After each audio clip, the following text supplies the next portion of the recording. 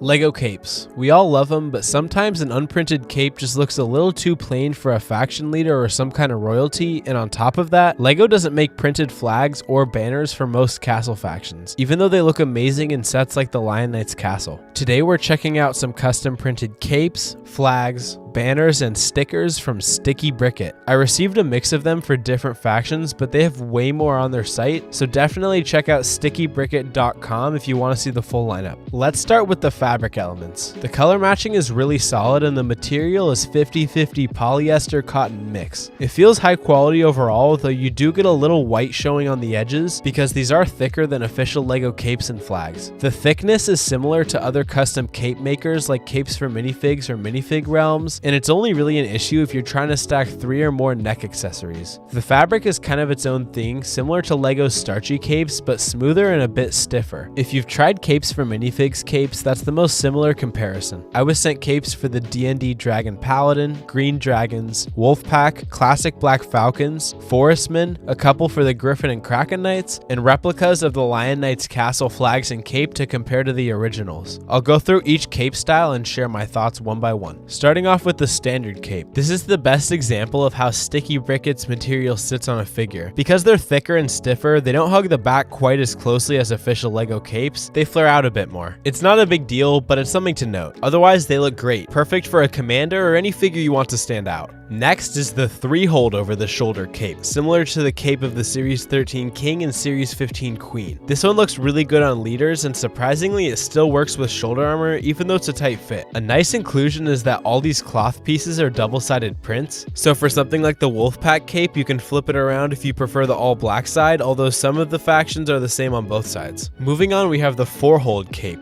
Personally, I'm not a fan, it just feels a little too over the top and the shaping doesn't look great to me, but that's totally subjective and the quality itself is solid. Now this next cape is interesting, a 1-hold cape. Initially I was having issues with getting it to lay against a minifigure's back, and I was able to sort of fix it by rolling up the cape first and then putting it on, but it works a lot better with a quiver or some sort of neck accessory to hold it in place. Unfortunately, I was sent some that are a bit too long, but I've been informed that this is now fixed. Speaking of the Series 13 and 15 royalty capes, StickyBrickit also made their version of the collar piece. It works fine as a small standalone neck cape, and it also works nicely when paired with another cape to create a fancier layered look, like on this Blue Dragon King I threw together. The last cape style is probably the most unexpected, clone style pauldrons printed with Lego Castle Faction logos. These honestly surprised me, but I kind of love how they look on certain figures like this Forestman I threw this on. I'm curious what you think of these castle pauldrons and these capes in general, so let me know in the comments. That covers all the styles of capes, but we've still got flags and banners. First up are the small flags, which are perfect for minifigures to hold or for decorating small outposts. The next size is about double that length and the same size as the Lion Knight's castle smaller flag. These look especially awesome on jousting lances or even just as regular flags. Then there's this style, basically identical to the Lion Knight's castle's bigger flag, which is great for anyone building castle mocks. The final flag is this triangular one, which only came with the classic Black Falcons. I'm not a huge fan of this style. Moving on to the banners, these all use slightly different shaping at the bottom, but they're roughly the same size. They work well for bannermen or just hanging over a castle wall.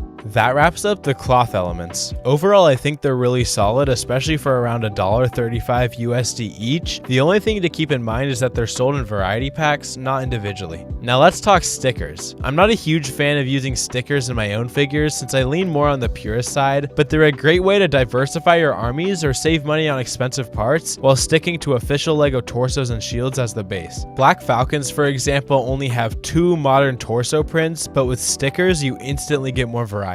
I was sent the classic version of the Black Falcon sticker sheet, but there are modern emblem versions of the stickers available on the site as well. A cool thing about these stickers is that every faction gets at least 1 triangle and 1 oval shield design. The Wolfpack and Forestman never had official oval shields, so this is a cheap and easy way to finally give them some. Also, the Blue Dragons, who only ever got an oval shield, now have a triangle shield in their sticker pack. There are also a bunch of unique torso prints. Here are the full sheets I was sent since I didn't put every sticker on a figure, and like I said earlier, there are even more factions on the site. For my nitpicks, the chainmail prints aren't shiny like official Lego chainmail, so they can look a little off next to real parts. The printed armholes on some of the torsos sit slightly too low, and for the Green Dragons, the emblem is pretty dark, similar to the copper chess set version, version, which might not match terribly well with real green dragon torsos, depending on what versions you have. A couple other stickers I was sent were these little signs of some various LEGO fantasy characters, and although I don't think I would personally use them as signs, I'm gonna stick a few on my laptop. Aside from the few issues, these products are definitely solid. If you want to check out more of what StickyBrickit offers, go to StickyBrickit.com.